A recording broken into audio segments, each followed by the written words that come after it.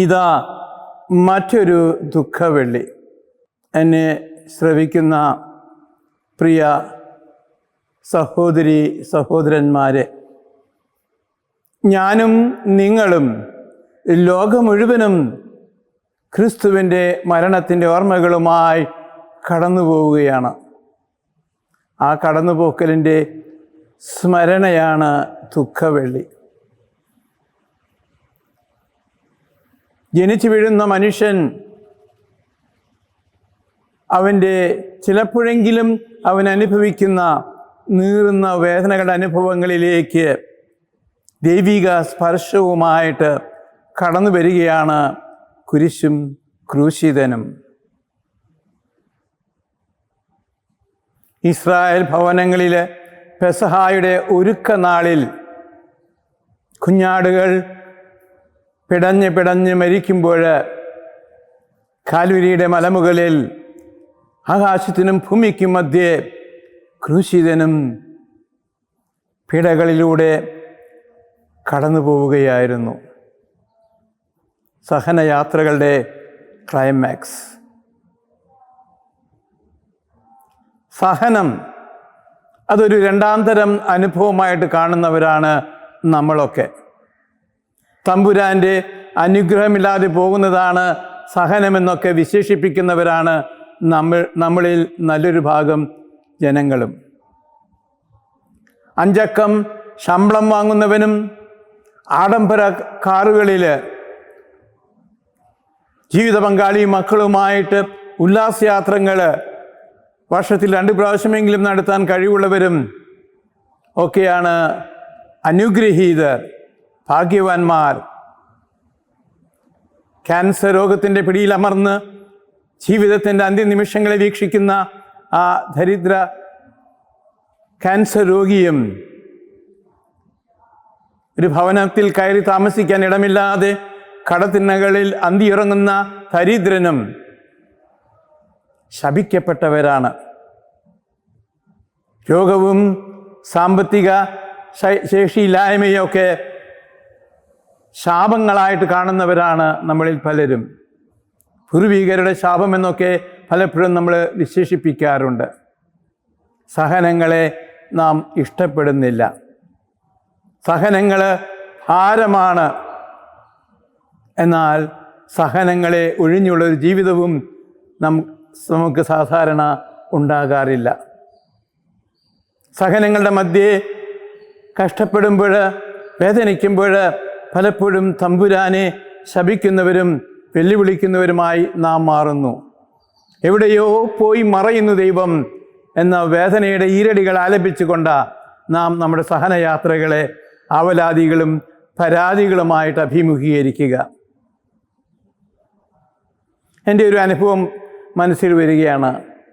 ഏതാനും വർഷങ്ങൾക്ക് മുൻപ്, 6 വർഷങ്ങൾക്ക് മുൻപ് കാൽവരിയിൽ ആയിരുന്ന സമയത്ത് അവിടുത്തെ 3-ാം വർഷ വിദ്യാർത്ഥിയായിരുന്ന ജോജോ എൻ്റെ അടുക്കൽ വന്ന് പറയുകയാണ്, അച്ഛാ, എൻ്റെ കാലിൻ്റെ തുടയിൽ ഇതാ ദശ പൊങ്ങിക്കിടക്കുന്നു, അസ്വസ്ഥനാണ് ഞാൻ,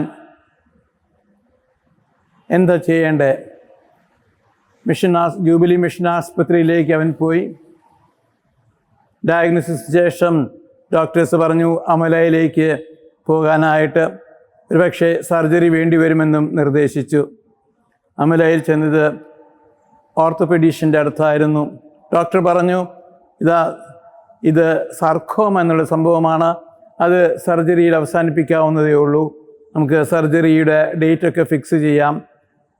ഡേറ്റും അദ്ദേഹം നിർദ്ദേശിച്ചു. ആശ്രമത്തിൽ വന്നപ്പോൾ മൊത്തം കാര്യങ്ങൾ കേട്ടപ്പോൾ എനിക്ക് സംശയം തോന്നി.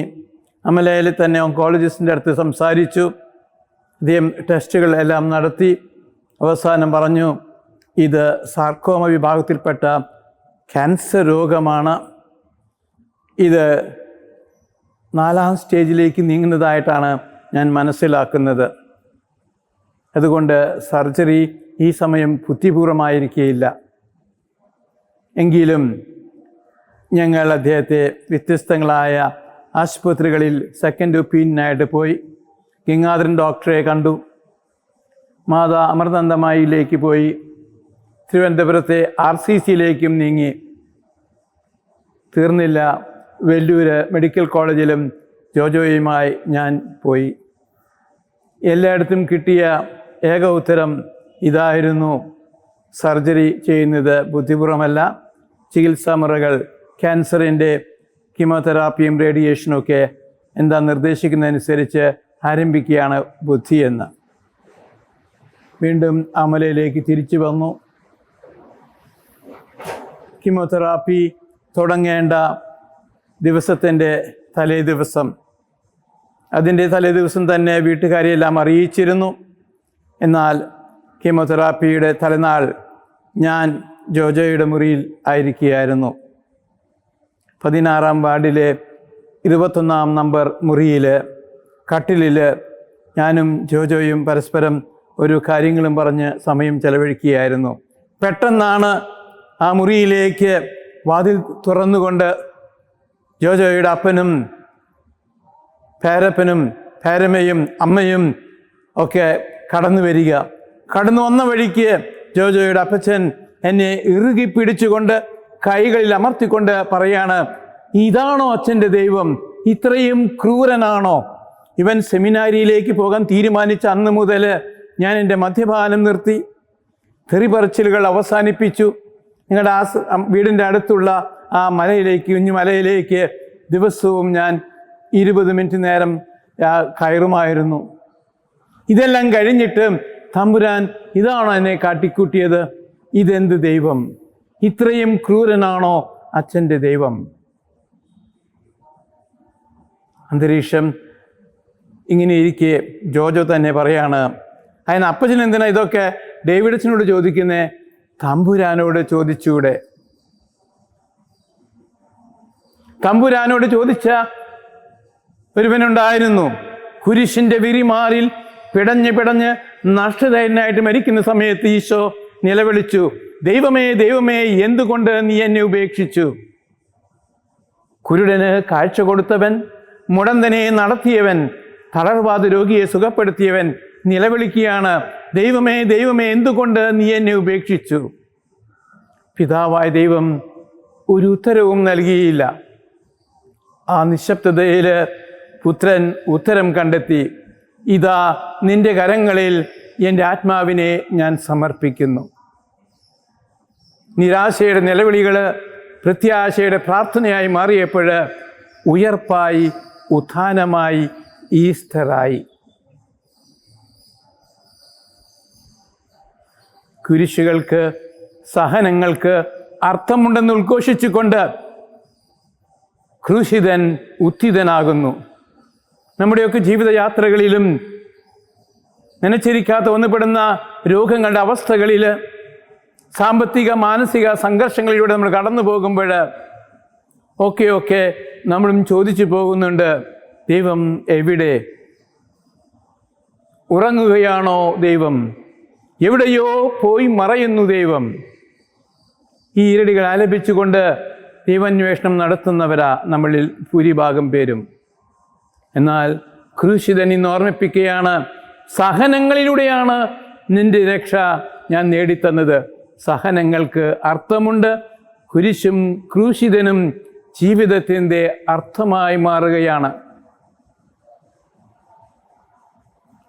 പ്രസിദ്ധനായ വാഗ്മിയും ചിന്തകനുമായിരുന്ന ബിഷപ്പ് ഫൾട്ടൻ ഷീൻ ദൈവത്തിൻ്റെ കരുണയെക്കുറിച്ച് മനോഹരമായി പ്രസംഗിച്ച് ഇറങ്ങി പള്ളിമേടയിലേക്ക് നടന്നു നീങ്ങുമ്പോൾ ഒരു സ്ത്രീ ചെന്ന് അദ്ദേഹത്തെ ചോദിക്കുകയാണ്, ഹേ ഫാദർ,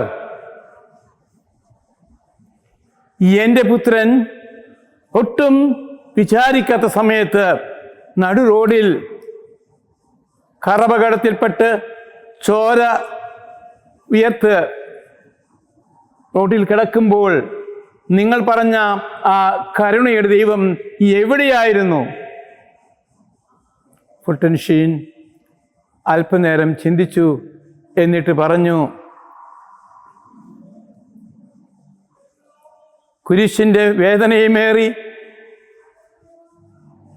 പിതാവ് എന്തുകൊണ്ട് നീ എന്നെ ഉപേക്ഷിച്ചു എന്ന് നിലവിളിച്ചപ്പോൾ ആ ദൈവം എവിടെയായിരുന്നുവോ അവിടെ തന്നെയായിരുന്നു നിന്റെ മകൻ റോഡ് അപകടത്തിൽപ്പെട്ട് ചോര വാർന്ന് റോഡിൽ കിടക്കുമ്പോഴും.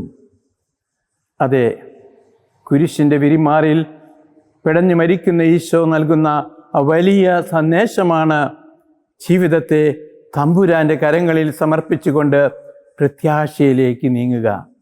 നിരാശയുടെ നിലവിളികളെ പ്രത്യാശയുടെ പ്രാർത്ഥനകളാക്കി നമുക്ക് ഉയർത്താൻ സാധിക്കുമ്പോൾ ഉയർപ്പാകുന്നു, ഉത്ഥാനമാകുന്നു. ഞാനും നിങ്ങളും ജീവിതത്തിൽ ആഗ്രഹിക്കുന്ന ഒന്നാണ് ഈ ഉത്ഥാനം. നമ്മുടെ ജീവിതാനുഭവങ്ങളിലെ നഷ്ടബോധത്തിൻ്റെയും നിരാശയുടെ നിമിഷങ്ങളെ അതിജീവിക്കുന്ന പ്രത്യാശയുടെ സന്ദേശമാണ് കുരിശും ക്രൂശിതനും നമുക്ക് നൽകുക. ഈ ദുഃഖവെളി നാളിൽ നമുക്ക് നമ്മെ തന്നെ ഒന്ന് ആത്മശോധന നടത്താം. ഞാനും ക്രൂശിതനും തമ്മിൽ എത്ര ദൂരമുണ്ട്? എൻ്റെ ജീവിതത്തിൻ്റെ സഹനങ്ങൾക്ക്, ദുഃഖങ്ങൾക്ക് അർത്ഥം നൽകുവാൻ എനിക്കാകുമോ? എൻ്റെ സഹനങ്ങൾക്കപ്പുറം, എൻ്റെ ദുഃഖവെളികൾക്കപ്പുറം ഒരു ഉയർപ്പ് ഞായറുണ്ടെന്നുള്ള വിശ്വാസത്തോടെ, അവബോധത്തോടെ എൻ്റെ ജീവിതയാത്രയെ ചിട്ടപ്പെടുത്തിയെടുക്കുവാൻ ഇനി എനിക്കാകുമോ? ക്രൂശിതൻ ജീവിതത്തിൻ്റെ അർത്ഥമാണ്, ലക്ഷ്യമാണ്, കേന്ദ്രമാണ്. കുരിശിലാണ് ക്രൈസ്തവൻ്റെ പ്രത്യാശ, കുരിശാണ് ക്രൈസ്തവൻ്റെ പ്രതീക്ഷ. ഈ കുരിശിൻ്റെ വിരിമാറിൽ കുരിശിനും സഹനങ്ങൾക്കും അർത്ഥം നൽകിയ ക്രൂശിതൻ നമ്മുടെ ജീവിത വഴികളിൽ എന്നും അർത്ഥം സമ്മാനിക്കുന്ന യാഥാർത്ഥ്യമായി തീരട്ടെ, അനുഭവമായി തീരട്ടെ. ദുഃഖവെളി സ്മരണ ഉണർത്തുന്ന ഈ കുരിശും ക്രൂശിതനും നമ്മുടെ ജീവിത വഴികളിൽ എന്നും നമ്മുടെ ജീവിതങ്ങൾക്ക് അർത്ഥം സമ്മാനിക്കുന്ന അനുഭവമായി തീരട്ടെ.